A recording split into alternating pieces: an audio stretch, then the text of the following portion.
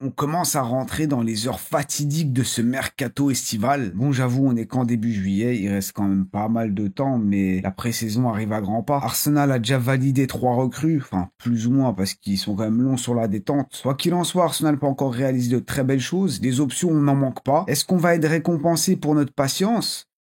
J'ai envie de vous dire, patience, faut encore attendre. En plus, il y a eu un rebondissement sorti de nulle part, personne s'y attendait. Un de nos joueurs aussi qui a quitté le club, bon bref, un actu foot comme on les aime. Mais avant de discuter des dernières infos, des dernières rumeurs, on peut pas passer à côté. Il y a un événement assez triste qui a eu lieu récemment, c'est le départ de Diogo Jota et de son frère André dans un accident de voiture. Ils sont malheureusement décédés, donc naturellement on apporte notre soutien, nos condoléances aux proches, à la famille des deux frères. Là je vous cache pas, ça va être assez délicat, ça va pas être facile de repasser en mode football. La transition va pas être très jolie, très naturelle, mais c'était quand même important d'adresser ce message. Alors la pointe, le numéro 9, le buteur, l'attaquant, Arsenal on sait même plus ce que c'est vraiment, est-ce que c'est un milieu de terrain, on sait plus. En tout cas ça devient très redondant, mais on nous assure qu'Arsenal va définitivement signer quelqu'un avant le 19 juillet, le départ pour la pré-saison à Singapour. Donc il nous reste 2 semaines et les choses devraient davantage s'accélérer vraiment à la toute dernière semaine. Tiens, on pourrait pas prendre les choses en main là tout de suite, non, on est obligé d'attendre au dernier moment. Évidemment, c'est toujours Gyökeres, toujours Sesko, et Sesko, c'est toujours très compliqué. Toujours aucun accord avec Leipzig, et de ce qui se dit, l'accord semble assez lointain. Déjà, on nous dit qu'Arsenal s'attendait à avoir le Slovène pour environ 60 millions, parce que Leipzig, ils en attendent quand même un peu plus, on serait autour des 80 millions, 20 millions de différence, je suis pas sûr qu'ils vont les lâcher comme ça. Et l'histoire serait pas drôle si ça coinçait pas un peu aussi avec le joueur, toujours pas d'accord. Ils essayent de négocier, mais vraiment dans ce deal, on dirait qu'il y a des panneaux stop partout. Ça n'avance pas. Le bout du tunnel, pour l'instant, on le voit pas, on est dans le noir total. Alors qu'à côté, t'as un Gyökeres qui veut venir. Arsenal se serait même déjà mis d'accord avec le joueur sur un contrat de 5 ans. Il reste plus qu'à se mettre d'accord avec le Sporting. Et bon, là aussi, c'est compliqué. Puisque pour vous la faire court, à la base, le Suédois avait un accord avec le club, mais entre-temps, t'as la direction qui a un peu changé, et ces accords, apparemment, sont un peu tombés à l'eau. Alors c'était des accords verbaux entre gentlemen, sauf que la nouvelle direction en a rien à péter. Le président dit clairement que bon, le prix, je vais pas vous le donner, hein, mais le joueur, il le connaît. Et c'est sûr qu'il va pas partir pour 60 millions. Comme j'ai dit au tout début, la pré-saison arrive, et Gyökeres l'a dit clairement, moi, je ne rejouerai plus pour vous. C'est foutu, oubliez-moi.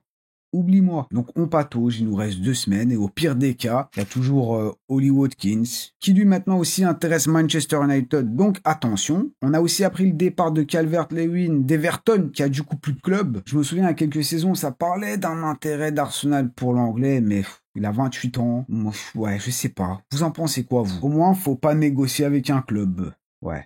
Bof l'argument. Il y a aussi Hugo Ekitike qui est... Ah, bordel, j'arrive jamais à le dire. Je vais essayer de le refaire. Il y a aussi Hugo Ekitike. Je sais jamais où placer les cas l'été. Bref, Hugo, il intéresse aussi Arsenal. Mais on sait, l'Eintracht Francfort, ils vendent cher. Ça m'étonnerait pas que si on essaie de prendre Gyökeres ou Sesko pour aller 70 millions, 80, Hugo, ouais. On risque de devoir payer autant. Mais vous savez, on observe. Et il y a aussi le sujet Nkunku qui revient sur la table, avec un prix avoisinant les 35-40 millions. Mais moi, Mickaël, Andrea, je vous propose de vous tenir au plan A. Que ce soit Gyökeres, Sesko, mais décidez-vous. S'il vous plaît. Jusqu'à peu, cette telenovela me fatiguait, mais là, elle commence à m'énerver. J'ai envie de me battre avec mon mur. Faites un choix et tout un peuple vous sera reconnaissant, mais juste décidez-vous. La dernière fois, on l'avait évoqué. Le transfert de Mosquera. Avec ses 1 an de contrat, évidemment, que Valence aimerait bien le prolonger, mais le joueur est décidé. Il veut venir à Arsenal, il veut venir à Londres, et nous, on va en profiter. Très bonne nouvelle si ça se fait. Il est considéré comme une pépite. On va l'avoir pour pas trop cher.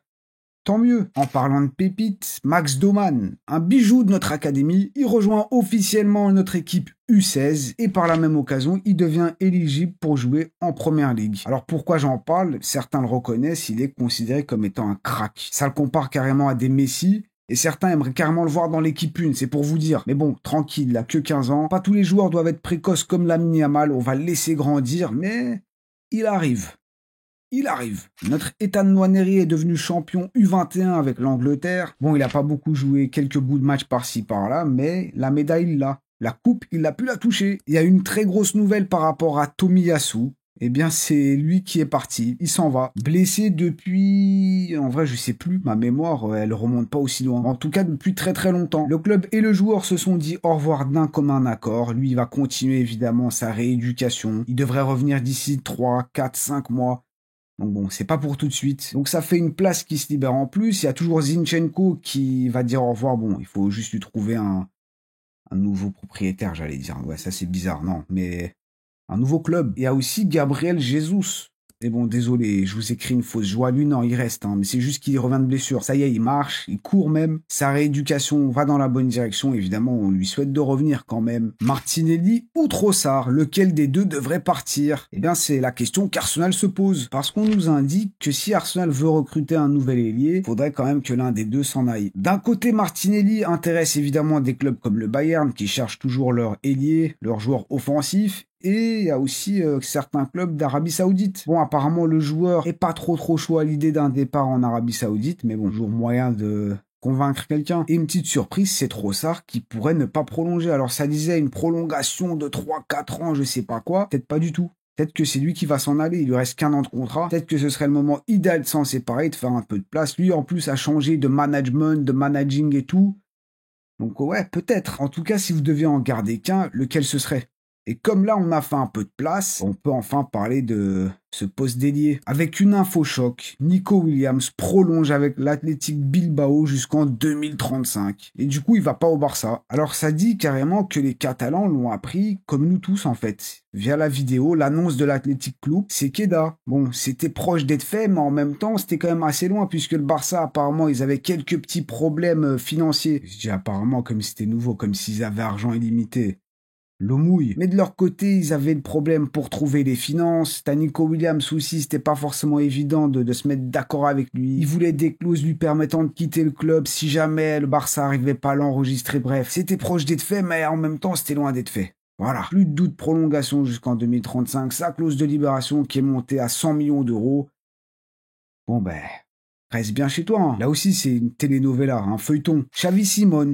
Une option qu'on observe, lui apparemment veut venir en première ligue, mais bon, en vrai on est déjà bien occupé avec Leipzig, Cesco machin bidule, si en plus de ça on doit commencer à négocier pour Xavi Simons, et là aussi on parle d'un truc comme 80 millions d'euros. Calma, je sais pas comment on dit ça en allemand. Il y a aussi Karim Adeyemi qu'on observe. Comme beaucoup, j'ai l'impression un joueur assez polyvalent qui peut jouer à droite, à gauche, en pointe. L'impression que je l'ai quand même dit pour beaucoup de joueurs. Parce que Xavi Simons, en plus, lui aussi, il peut jouer à gauche, à droite, en tant que meneur de jeu. Bref, polyvalence. Et Adeyemi, en vrai, ça vous chauffe ou pas? Il est toujours très jeune, hein, mais... Ouais, je sais pas. Très curieux de voir ce que vous en pensez. Sinon, pour aller faire nos courses en France avec Akliouche de l'AS Monaco. Akliouche, c'est quand même davantage un ailier droit, donc ce serait limite pour suppléer Saka. On cherche quand même un remplaçant pour Saka, vu que le pauvre, il est obligé de tout jouer. Donc lui, je le mettrais quand même dans la catégorie des joueurs sur lesquels on garde un œil. Et vous savez, les joueurs de l'AS Monaco...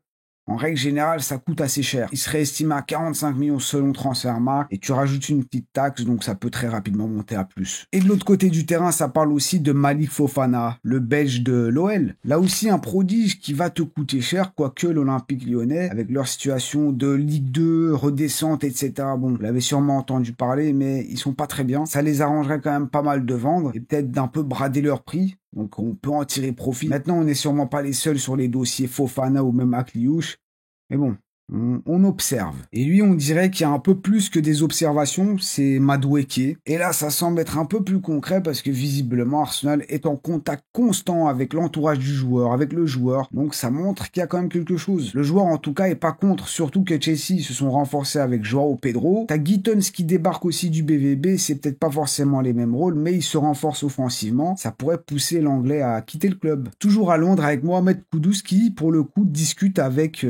Tottenham, Chelsea, Arsenal, Tottenham, West Ham, Crystal Palace, bientôt, on va en parler dans un instant, mais Londres dans toute sa splendeur, j'ai l'impression. Nos amis les coqs, les coquelicots sont entrés en contact avec Kudus, il est plutôt emballé par le projet, ils ont même proposé 50 millions, bon, refusé par West Ham, mais bon, encore un concurrent.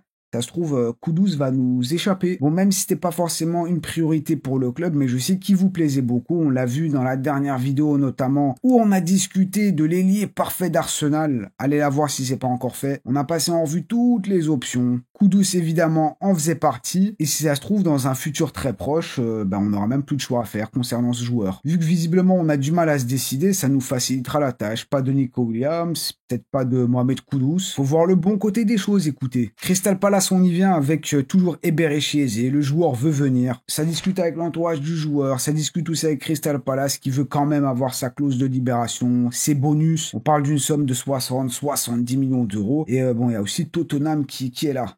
Il nous guette. Mais certains journalistes affirment que Eze, ce serait pas forcément l'option de l'ailier gauche. On parle carrément de Eze plus un ailier gauche. Et ça me plaît bien. Un Eberechi Eze, plus un ailier gauche, plus un buteur, plus tous les joueurs qu'on a. Imaginez juste.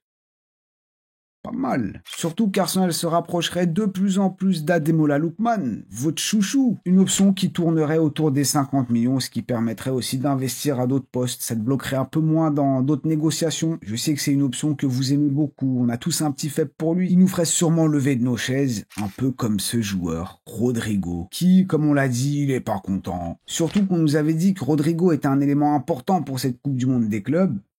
Et il continue de pas jouer. Précédemment, on l'a vu, qu'il jouait pas beaucoup dans cette Coupe du Monde des clubs avec le Real. Les 3 premiers matchs, même pas 90 minutes. Là, le 4e match, est-ce que ça a changé ou pas? 8e de finale face à la Juventus, il n'a pas joué. Il s'est même pas levé du banc. Le Real s'est qualifié 1-0, mais Rodrigo était pas de la partie. Vinicius, évidemment, élément important. Mbappé, même avec une chasse, il reste toujours important. Bon, heureusement que ça va un peu mieux. Mais le kick, sans aucun doute, il continue. T'as Arda Güler, t'as Brahim Diaz, t'as Hendrick qui est blessé, mais qui reste un élément important. T'as même un Gonzalo sorti de nulle part, qui marque but sur but. Bon, ça fait quand même beaucoup de monde. Faut bien sacrifier quelqu'un, et visiblement, ça va être Rodrigo, le vilain petit canard. Tonton Pérez, Xabi Alonso, il serait pas contre, mais évidemment, faut une bonne offre. Alors, il n'y a pas eu d'annonce, de communiqué officiel, d'interview ou quoi. Pour l'instant, c'est toujours un madrilène, mais c'est vrai que quand tu vois la situation, tu te dis, le mec ne joue pas. Là où Xabi Alonso pourrait profiter pour mettre en place certaines choses, mais en fait, il n'utilise pas du tout Rodrigo. Donc, bon, je crois qu'on comprend tous comment ça va se finir, surtout que bientôt, il y a la Coupe du Monde. Et Rodrigo, il va sûrement vouloir y aller avec le Brésil. S'il joue pas, ça risque d'être compliqué. Donc, toutes ces choses font que Rodrigo, départ, peut-être Arsenal. Bon, il faut relier les points. Comme vous voyez, notre Arsenal peut faire un très gros mercato,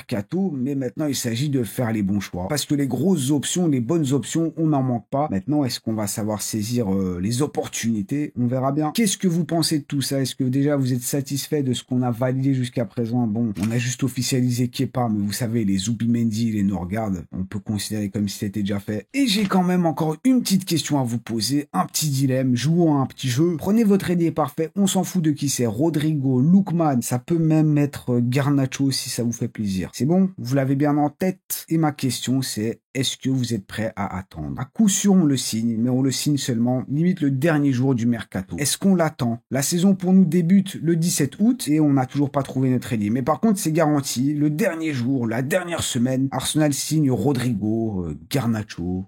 Ou est-ce que vous dites non, notre ailier, faut l'avoir avant le début de la saison, limite pour la pré-saison? Alors, dites tout ça dans les commentaires, évidemment, c'est là-bas qu'on se retrouve. Je vous remercie, comme d'habitude. C'est une folie à quel point la chaîne progresse ces derniers temps, c'est grâce à vous, je vous en remercie. Tout votre soutien, votre participation, encore une fois. Merci et merci d'avoir été là. Je vous souhaite de passer une bonne fin de semaine. Profitez bien, prenez soin de vous et de vos proches, comme on a vu que malheureusement, ça peut nous tomber dessus à tout moment. C'est important, la famille, la santé, c'est ce que je vous souhaite. On se voit évidemment très très vite, chers Gunners, et même les autres, parce que j'ai vu que certains d'entre vous suivent même Chelsea. Il y a même des fans de Chelsea, donc bon, faut pas le dire tout haut, mais vous aussi, vous inquiétez pas, vous êtes les bienvenus. Et à la prochaine.